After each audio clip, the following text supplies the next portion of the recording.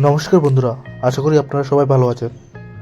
আজকের এই ভিডিওটিতে আমি আমাদের ত্রিপুরা রাজ্যের সন্তান অ্যাঞ্জেল চাকমার সাথে ঘটে যাওয়া যে মর্মান্তিক ঘটনা ঘটেছিল সেটা নিয়ে বলব। অ্যাঞ্জেল চাকমা ত্রিপুরার একজন ট্রাইবাল কমিউনিটির বাসিন্দা ছিলেন। তিনি MBA পড়াশোনা করার জন্য দেহরাদুনে গিয়েছিলেন, সাথে তার ছোটো ভাই ছিল। তাকে সবসময় ওখানকার মানুষ চীনা জাপানি বলে আখ্যায়িত করত, কিন্তু সে কোনোদিনও প্রতিবাদ করেনি।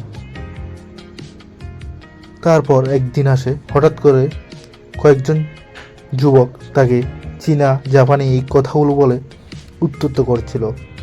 তখন সে বলেছিল যে আমি চীনা নই, আমি জাপানি নই, আমি ইন্ডিয়ার অংশ। অ্যাকচুয়ালি আমাদের যে ইন্ডিয়ার ভৌগোলিক মানচিত্র আছে সেখানে উত্তর পূর্বাঞ্চলের ত্রিপুরা একটি ছোট রাজ্য। সকলে জানেই না যে এই ত্রিপুরা, আসাম এগুলো হচ্ছে ভারতের অংশ। এই জন্য তাদের শিক্ষার উপর প্রশ্ন আসে। তারা নিজেরাই জানে না যে আমাদের স্টেটের কথা। আমরা যোগাযোগ ব্যবস্থায় অনেক পিছিয়ে আছি, এছাড়া বিভিন্ন ইনফ্রাস্ট্রাকচারের জন্য পিছিয়ে আছি। এর জন্য আমাদের প্রথম কারণ হচ্ছে আমাদের ভৌগোলিক অবস্থান।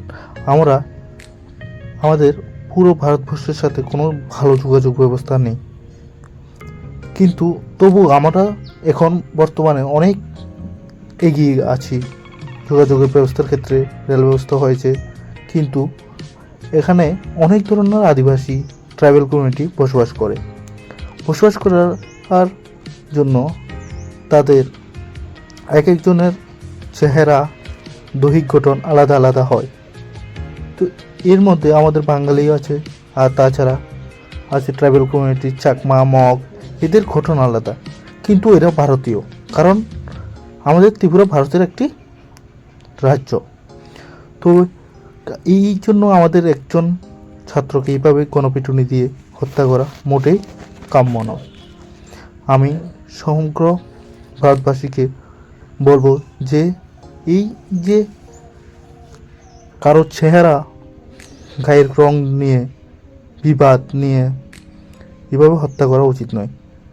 এর মধ্যে আমরা জানি যে অ্যাঞ্জেল চাকমার বাবা একজন BSF জওয়ান, যে আমাদের দেশের সুরক্ষা করছে। তার ছেলে আমাদের দেশেই নিরাপদ নয়, এটা আমাদের খুবই দুর্ভাগ্যের বিষয়।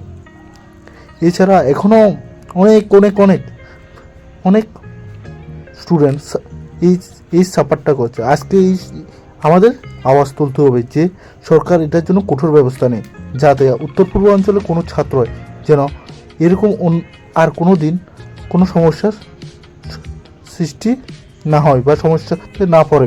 পড়াশোনার জন্য গিয়ে হয়তো তার ভাষা আলাদা হতে পারে, সবাই যে আমরা হিন্দি পারি বা পিওর বাংলা পারি বা পরিষ্কারভাবে বাংলা বলতে পারি, ওই তামিল বলতে পারি, এরকম না। আমাদের অনেকে আছে যে বাংলায় কথা বলতে পারে, অনেকে আছে বাংলার মধ্যেও অনেকে আছে যে লোকাল ভাষায় কথা বলে, একদম গ্রাম্য ভাষায় কথা বলে। এই জন্য সে ভারতীয় নয় এমন কোনো কথা নেই, সে অবশ্যই ভারতীয়। তো আমি আমাদের সরকার এবং যে সকল আধিকারিক উচ্চপদস্থ আছে সবাইকে আমাদের যে শিক্ষা ব্যবস্থা আছে সেখানে আমাদের দেশ সম্পর্কে ভালোভাবে এই জ্ঞান দেওয়ার জন্য অনুরোধ রাখবো, যাতে আর কোনো স্টুডেন্টের সাথে এরকম ঘটনা না হয়। এই বলে আমার ছোট্ট ভিডিও এখানে শেষ করছি। থ্যাংক ইউ সো মাচ আমার কথাগুলো শোনার জন্য।